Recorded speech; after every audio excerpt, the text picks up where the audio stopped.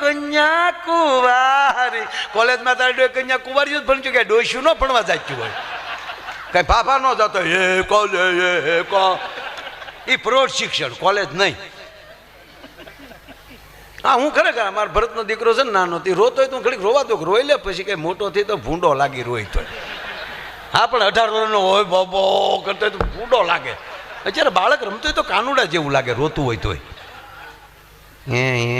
સારું લાગે, કેવું રૂડું લાગે છે.